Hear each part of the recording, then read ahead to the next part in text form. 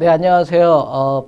오늘은 그 창업기업의 투자유치 전략에 대해서 강의토록 하겠습니다. 저는 그 엘스톤의 김창석 대표입니다. 자, 오늘 특별히 창업기업의 투자유치 전략에 대해서 알아볼 텐데, 우리가 가장 궁금한 것이 과연 뭘까라는 거 한번 생각을 해보겠습니다. 투자 유치에 대한 우리들의 생각을 한번 정리해 봤으면 좋겠습니다. 여러분들 그림 장표에 보게 되면 그냥 퀘스천 마크가 이렇게 정해져 있습니다.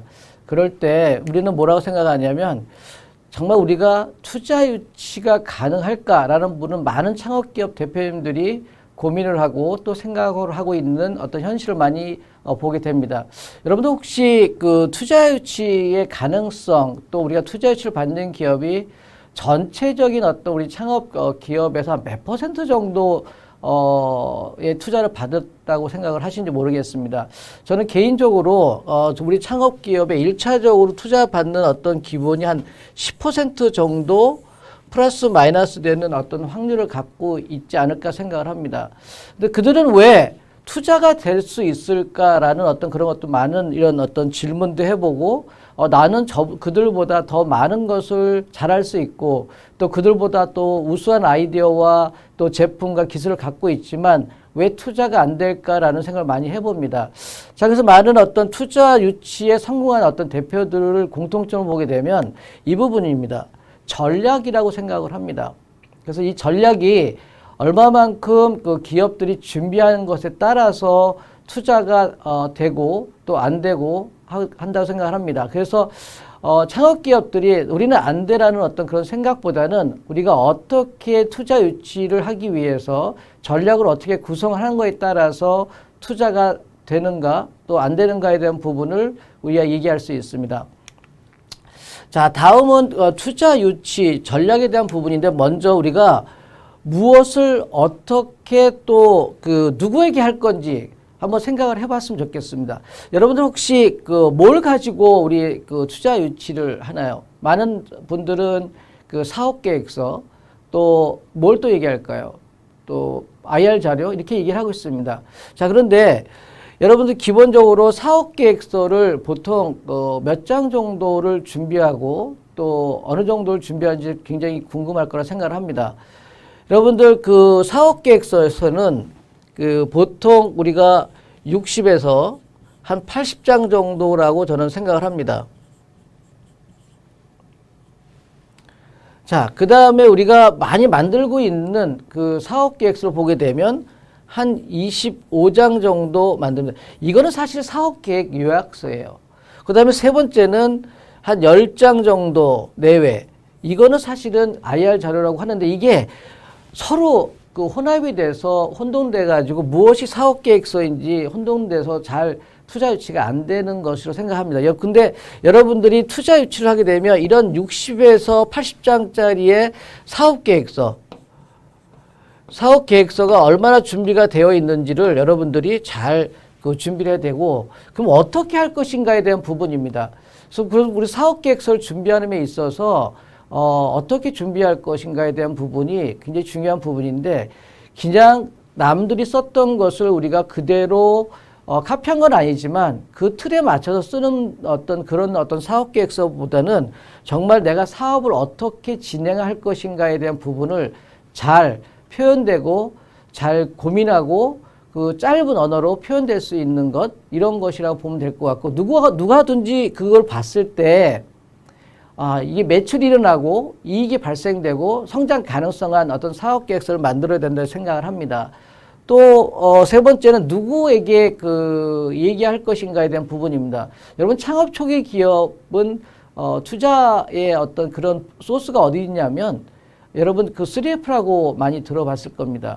가장 중요한 거는 패밀리부터 시작해서 프렌드, 그 다음에 프리라는 어떤 약자이긴 한데 이런 3F를 과연 우리가 어떻게 투자 유치를 받을 거냐에 대한 부분입니다. 그래서 여러분들이 엔젤 투자 자랑을 많이 들어보셨을 거예요. 또 벤처 캐피탈이라는 이야기도 많이 들어보셨을 것 같아요. 근데 많은 분들은 벤처 캐피탈에서 투자 받을 거야. 물론 투자 받을 수 있습니다. 하지만 창업 초기 기업이라고 하면 우리 창업 기업이라고 하면 엔젤 투자에 대한 어떤 부분을 먼저 생각할 필요가 있다 생각을 합니다. 자, 그래서 또 다음은 우리가 고민해야 될 게 뭐냐면 정말 우리가 투자 받는 것이 맞아? 라는 것도 고민을 해봐야 될 사항입니다. 여러분 지금 우리 많은 창업 기업들이 투자를 받으려면 개인 기업에서 법인으로 전환하는 거 다 알고 계실 겁니다. 자, 그러면 많은 창업 기업들이 자본금이라는 거 있지 않습니까? 이런 자본금이 너무 적다 보면 투자받기 굉장히 어렵습니다. 그래서 자기 자본에 대한 것도 오늘 이야기할 수도 있지만 어쨌든 우리가 다룰 수 있는 것만큼 우리가 다뤄보도록 하겠습니다. 그러면 최근에 제가 본 기업 중에 자본금이 14만 원짜리 자본금을 가지고 있는 기업도 제가 본 적이 있습니다. 여러분들 왜 자본금이 14만 원이 된지 아십니까? 자본금이라는 거는 10만 원도 될 수 있고 그 이하도 될 수 있는 것 같습니다. 법적으로. 근데 자기가 좀 자존심이 상해서 4만 원을 더 써서 14만 원이라고들 얘기를 한 적도 있고 제가 깜짝 놀라기는 했습니다. 자, 그러면 정말 우리가 지금 투자 받을 수 있는 상황인지 아닌지를 명확하게 알고 접근해야 된다는 것이 또 제가 한번 오늘 말씀드리고 싶고, 두 번째는 뭐냐면 이 투자자는 어디에 있는지를 좀 잘 알아야 될 것 같아요. 여러분 혹시 등잔 밑이 어둡다는 얘기 있듯이 여러분의 투자자는 바로 옆에 있다 보시면 될 것 같아요.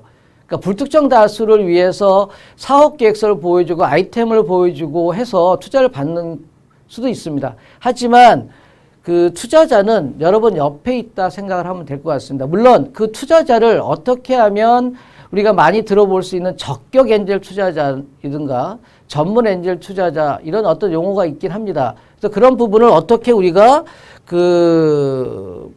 투자자를 어떻게 발견하고 발굴하는 거에 대한 부분도 있습니다. 그래서 또 하나는 뭐냐면 투자자가 뭘 원하는지를 우리가 투자 유치할 때 가장 핵심적인 전략이라고 생각을 합니다. 투자자는 뭘 원할까요?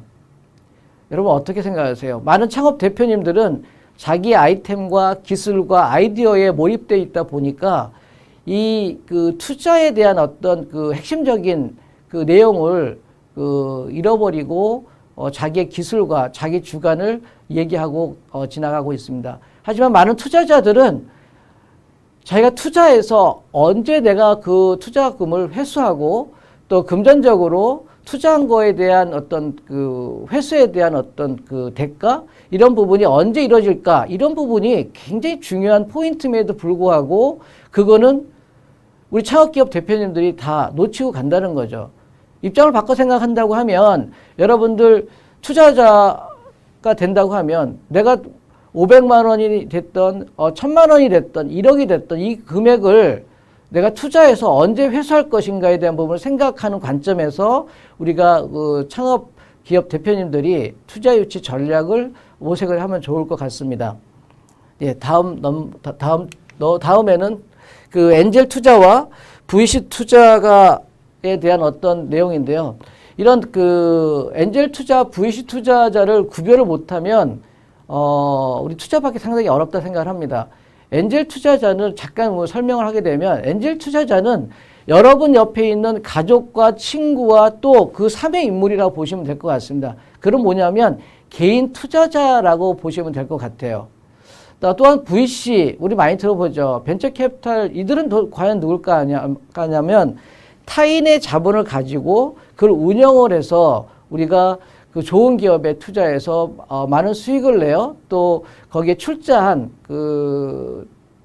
자본에 대해서 수익 분배를 하는 그런 관계라고 보시면 될 것 같습니다. 그래서 우리는 창업 기업들이 벤처 캐피탈 쪽에 투자를 못 받는 건 아닙니다.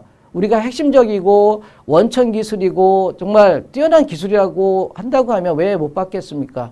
하지만 엔젤 투자는 정말 지금부터 시제품도 없고요. 아이디어 단계이기 때문에 벤처 캐피탈에서 투자하기는 조금 부담스러운 어떤 단계라고 보시면 될 것 같습니다. 그래서 우리가 쉽게는 아니지만 우리가 접근할 수 있는 창업 초기 기업의 투자는 엔젤 투자자가 가장 적당하다고 저는 판단하고 있습니다.